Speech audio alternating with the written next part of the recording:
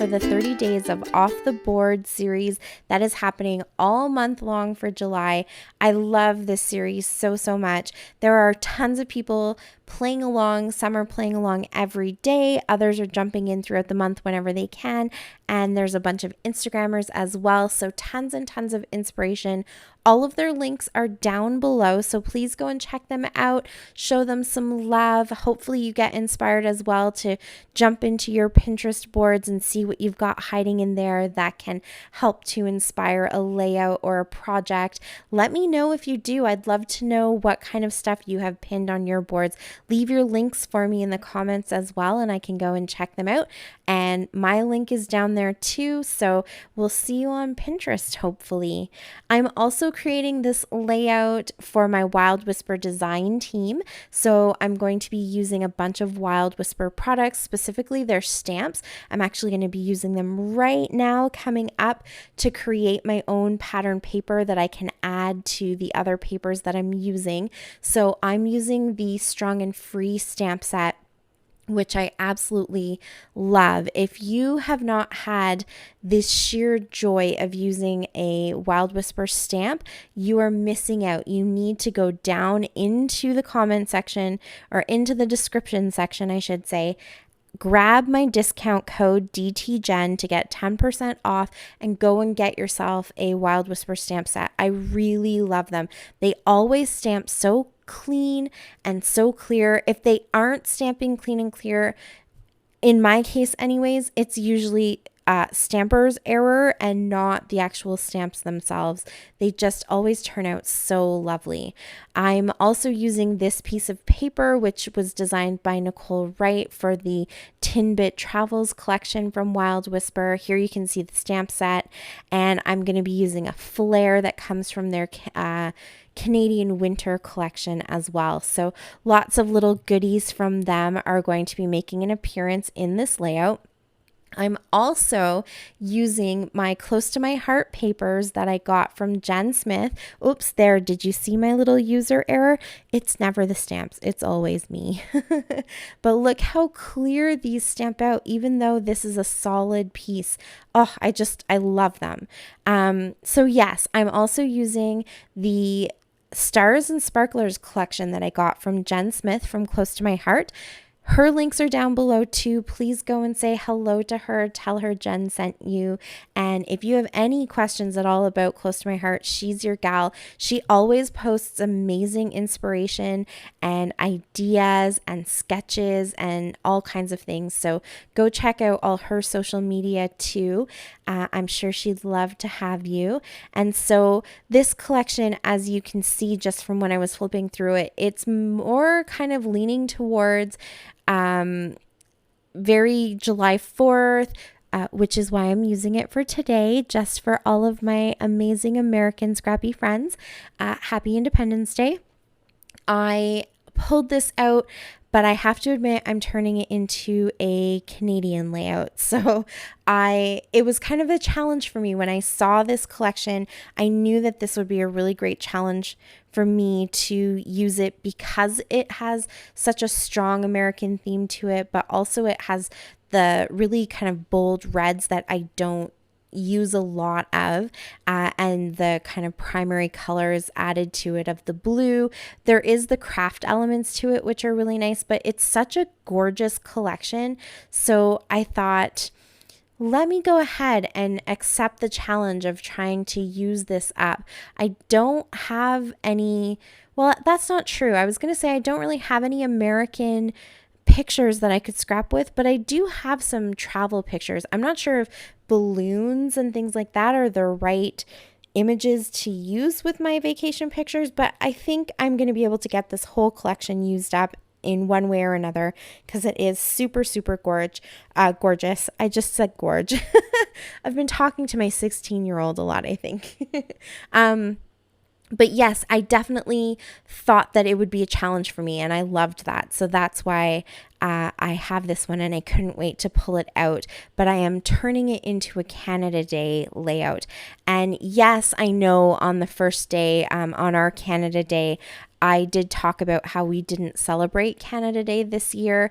That was a very intentional thing for us, that we took that day to reflect and to mourn and to think about the state of our country and what we want this country to be, and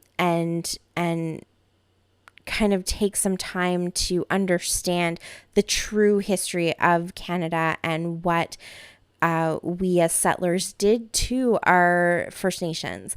And so now going back and pulling out these pictures, which very much were inspired by the original layout. As soon as I saw TJ Scrap's layout, I instantly thought of fireworks, just the way that the stars and the sort of strips of paper were bursting from her large title. I knew that I wanted to do some fireworks, and I thought that this would give me a good opportunity to take some time as I'm putting it together to kind of reflect on what Canada Day has meant to us in the past as a family, what it's meant to us, how we've celebrated it, what we were thinking while we were celebrating it, and then to think about how we want it to look in the future and what we can do as a family, what steps we can take, what actions we can take to make that happen. So it was really kind of a good therapy, I think, putting this all together and thinking about that.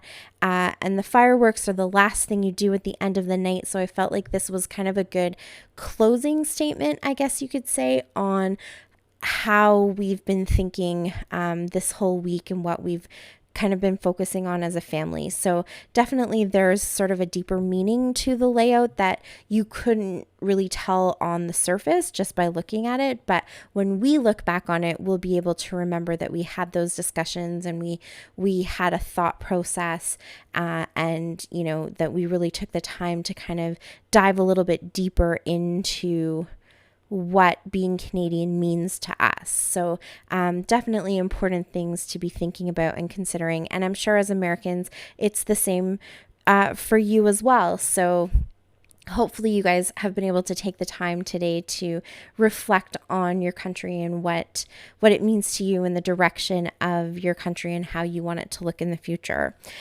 So let me explain to you what I'm doing.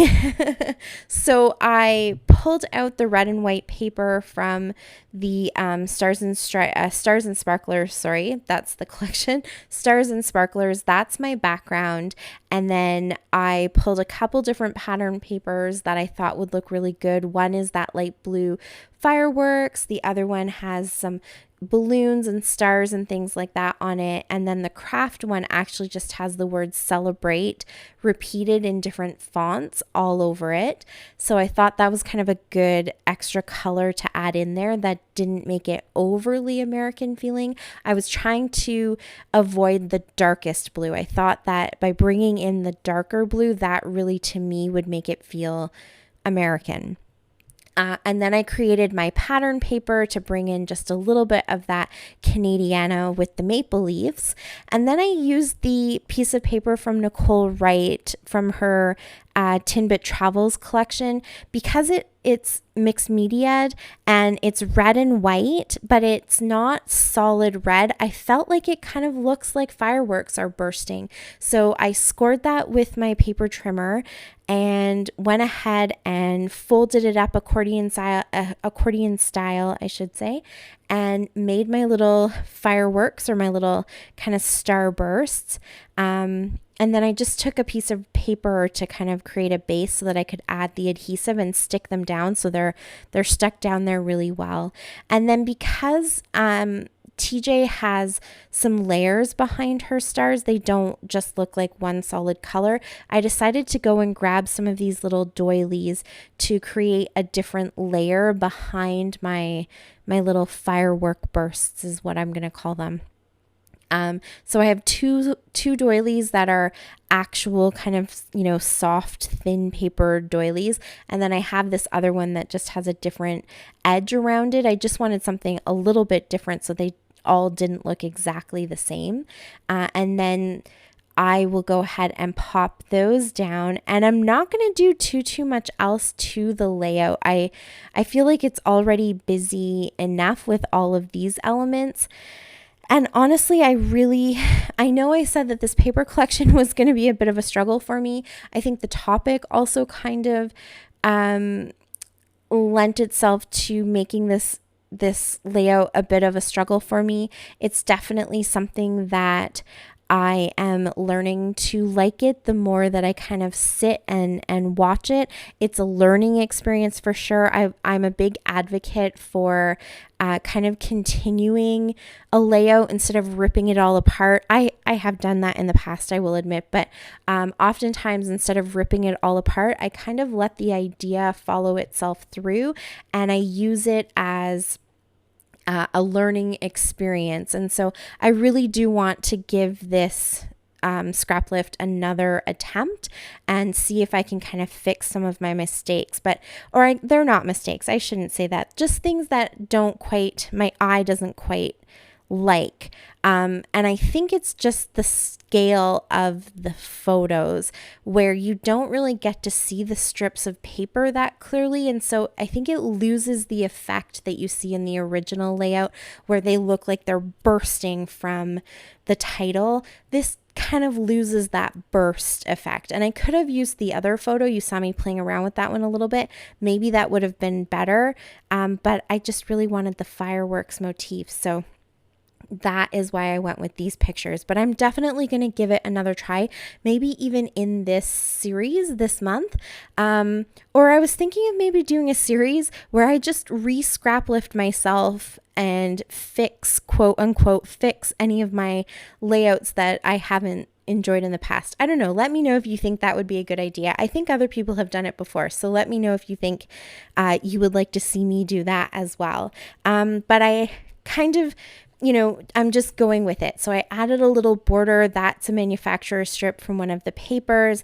I added a bunch of stickers, just the little stars, and here's some Spiegel Mom Scrap sequins in red and kind of a black with little gold stars on it. I added that big wood veneer.